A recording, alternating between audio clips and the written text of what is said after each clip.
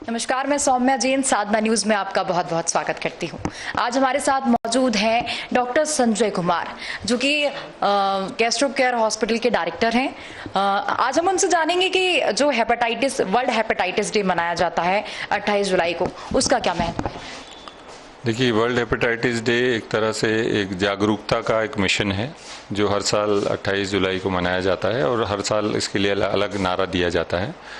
जैसे कि नारा पिछले सालों में रहा है कि हम उन लोगों को ढूंढें जिनको हेपेटाइटिस है, और इस बार का नारा है वी आर नॉट वेटिंग। मतलब ये हम लोगों के लिए है कि हम लोग इंतज़ार नहीं कर रहे हैं पेशेंट में लक्षण आने का, लक्षण आने से पहले ही हम हेपेटाइटिस को पकड़ें, ये नारा है इस बार का। लोगों को क्या क्या सावधानियां बरतनी चाहिए इस डिसीज से बचने के लिए? देखिए, हेपेटाइटिस से बचना है तो एक तो खान पान का विशेष ध्यान रखना है, क्योंकि दो वायरस होते हैं हेपेटाइटिस ए और ई, जो दूषित जल और खाद्य पदार्थों से फैलते हैं। तो स्वच्छता का ध्यान रखें, स्वच्छ खान पान लें, स्वच्छ हाथ रखें अपने।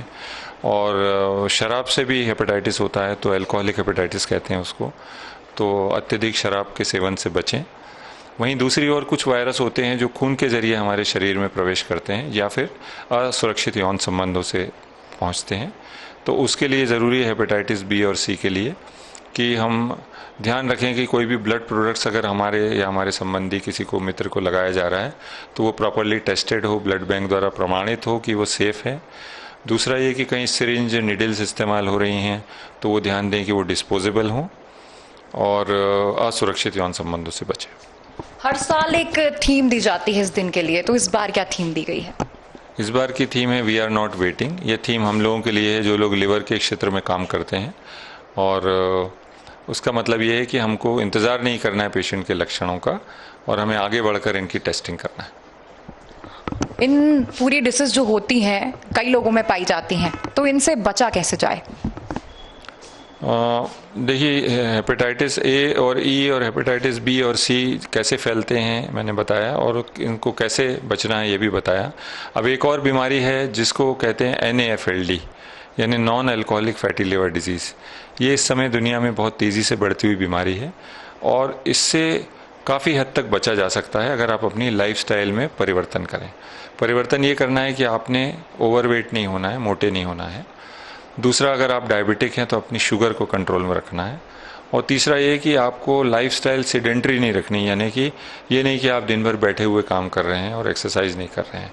तो अपनी दिनचर्या में रोज़ाना 1 घंटे का व्यायाम लाएं, जिसमें से मैं हमेशा कहता हूँ कि 45 मिनट आप तेज़ वॉक करें या रन करें या खेलें या स्विमिंग करें, और 15 मिनट डीप ब्रीदिंग करें या योगा करें। तो ये एक बहुत अच्छा कॉम्बिनेशन है अगर 1 घंटे आप रोज़ अपने शरीर को देते हैं।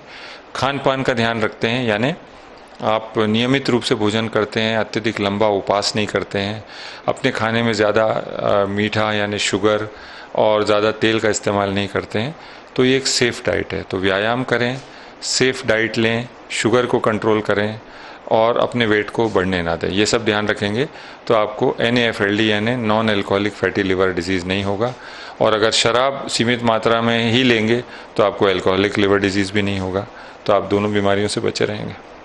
डॉक्टर, हमारे चैनल के माध्यम से लोगों को इस डिसीज के बारे में सावधानियां, मतलब कुछ अपने सुझाव देना चाहेंगे, क्या कहेंगे आप? तो ये है कि आपका लिवर की हेल्थ वो आपके हाथ में है, और आप चाहें तो एक अच्छी दिनचर्या फॉलो करें और व्यसनों से बचें। समय पर वैक्सीन लगवा लें, हेपेटाइटिस ए और बी के लिए वैक्सीन होते हैं, तो समय पर वैक्सीन लगवा लें। और सेफ़ फूड में बिलीव करें, जहाँ भी खाना खाएं स्वच्छता से बना हुआ खाना खाएं। हैंड हाइजीन पे विशेष ध्यान दें, जिससे आपके लिवर को इन्फेक्शन ना जाए जो आपके हाथों के ज़रिए ही जाता है अक्सर। तो जब आप ये सब चीज़ें ध्यान रखेंगे, एक्सरसाइज बराबर करेंगे, वैक्सीन ले लेंगे, डाइट का ध्यान रखेंगे, मोटे नहीं होंगे, तो आप अपने लिवर का सही ध्यान रख पाएंगे। आपका बहुत बहुत धन्यवाद हमारे साथ हमारे चैनल पर कई विशेष जानकारियां इस थीम को लेकर, इस डिसीज को लेकर साझा करने के लिए। नमस्कार।